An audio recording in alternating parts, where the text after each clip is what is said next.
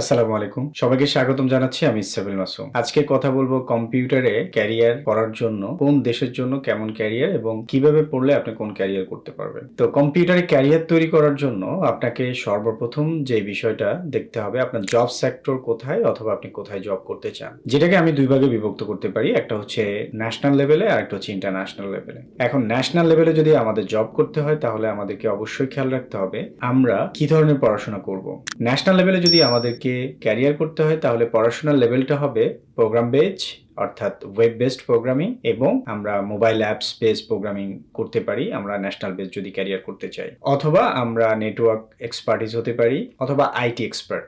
IT expert আসলে এখানে IT টেকনিশিয়ানের মতো করে আপনাকে ট্রিট করা হবে, যেটাতে না যাওয়াই কম্পিউটার সায়েন্স স্টুডেন্টদের জন্য ভালো। আরেকটা ভালো সেক্টর আছে সেটা হচ্ছে সার্ভার অ্যাডমিনিস্ট্রেটর সেক্টর, যেখানে হচ্ছে সার্ভার রিলেটেড কাজ করা হয়ে থাকে ব্যাংকিং সেক্টর, কর্পোরেট সেক্টরগুলোতে।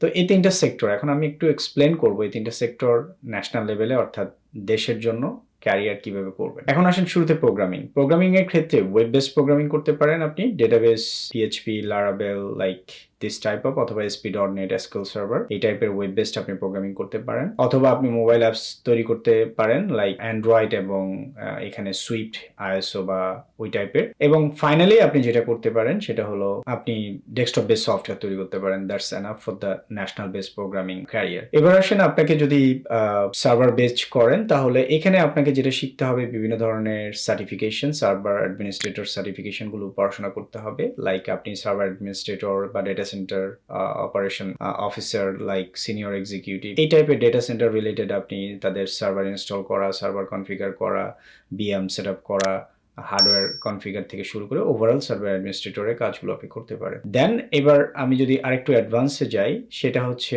আপনি একটা operation centre, data centre manage করবেন বা কোনো ব্যাংকিং সেক্টরে বা কর্পোরেট সেক্টরে এই ধরনের কাজগুলো আপনি করতে পারেন। তারপরে সর্বশেষ যে লোয়ার লেভেলের একটা আছে সেটা হচ্ছে আইটি এক্সপার্ট হওয়া, অর্থাৎ আইটি এক্সিকিউটিভ, অফিসিয়াল কম্পিউটার দেখা, software entry, testing like this type of software পরিচালনা করা, এনশিওর রাখা, অ্যাক্টিভ রাখা, এগুলো হচ্ছে আইটি এক্সপার্টিজের কাজ। তো এটা বাংলাদেশে আপনি অনায়াসে করতে পারেন। আর নেটওয়ার্ক এক্সপার্টিজ যারা নেটওয়ার্ক নিয়ে কাজ করে সেটাও করা যায়। ইন্টারন্যাশনাল লেভেলে আপনাকে একটু ভিন্নভাবে এটাকে ট্রিট করতে হবে ক্যারিয়ার করতে চাইলে। সেটা হলো যে আপনাকে এআই জানতে হবে, মেশিন লার্নিং জানতে হবে, নিউরাল নেটওয়ার্ক অর্থাৎ আর্টিফিশিয়াল ইন্টেলিজেন্সের যে মডিউলগুলো আছে সেগুলোর উপরে, ডেটা সায়েন্স এগুলোর উপর এক্সপার্টিস হইতে হবে।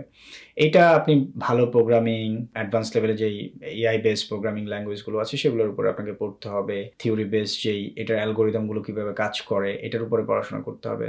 তারপরে আপনাকে ডে বাই ডে ইন্টারন্যাশনালি যেই আর্টিফিশিয়াল ইন্টেলিজেন্সের যে প্রোগ্রামিং ল্যাঙ্গুয়েজগুলো আছে সেগুলোর উপরে দক্ষতা লাগবে, অ্যালগোরিদমের উপর দক্ষতা লাগবে। এইভাবে আপনি ডে বাই ডে ইন্টারন্যাশনাল ক্যারিয়ারের উপরে ফোকাস করতে পারেন। তাহলে আপনি ইন্টারন্যাশনালে এসে সার্ভাইভ করতে পারবেন। তো কম্পিউটার বেস ক্যারিয়ার তৈরি করার জন্য সরকারি বেস করতে পারেন। গভর্নমেন্ট সেক্টরে গেলে আপনাকে ওইভাবে পড়াশোনা করতে হবে। আসলে ওখানে কোনো প্র্যাকটিক্যালের কোনো বিষয় নেই। আপনি শুধু পড়াশোনা করলেই হবে, জব পেয়ে যাবেন। এবং প্র্যাকটিক্যাল ও maximum most of the government প্রতিষ্ঠান আসলে সফটওয়্যার কিনে ব্যবহার করে বিদেশ দেশ বিভিন্ন জায়গা থেকে। তো ওই ক্ষেত্রে আপনি কর্পোরেট গভর্নমেন্ট জবগুলো ওইভাবে করতে পারেন। আর কর্পোরেট জবের ক্ষেত্রে আপনাকে এক্সপার্টিস হতে হবে। আর ইন্টারন্যাশনালের ক্ষেত্রে আপনাকে আরও বেশি এক্সপার্টিস হতে হবে, না হলে আপনি বিদেশে এসে কোনো জায়গায় জব পাবেন না। তো আজকে এই পর্যন্তই। অন্য কোনো সময় আরও বিস্তারিত আলোচনা করব। আজকে আমরা বিদায় নিচ্ছি। খোদা হাফেজ।